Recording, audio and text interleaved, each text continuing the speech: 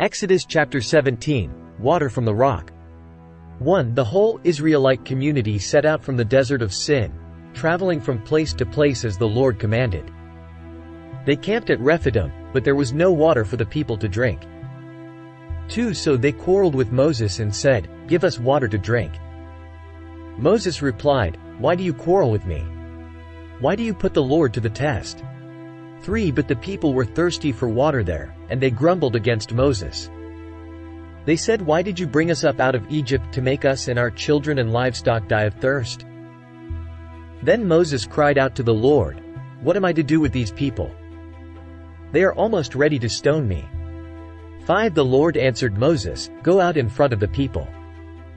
Take with you some of the elders of Israel and take in your hand the staff with which you struck the Nile, and go. 6. I will stand there before you by the rock at Horeb. Strike the rock, and water will come out of it for the people to drink." So Moses did this in the sight of the elders of Israel.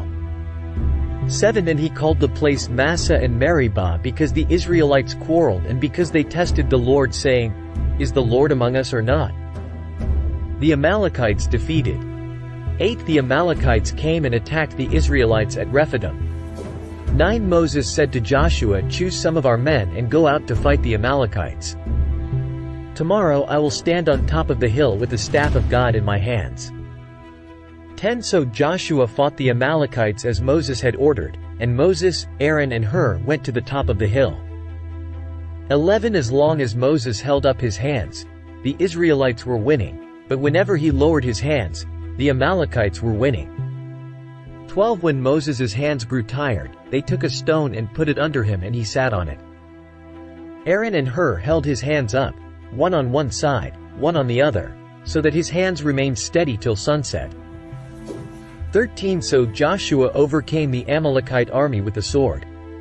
14. Then the Lord said to Moses, "Write this on a scroll as something to be remembered and make sure that Joshua hears it, because I will completely blot out the name of Amalek from under heaven." 15. Moses built an altar and called it "The Lord is my banner." 16. He said, "Because hands were lifted up against the throne of the Lord will be at war against the Amalekites from generation to generation." This is the end of Exodus chapter 17. We are a young channel, so please hit the thumbs up and subscribe. May God bless you always.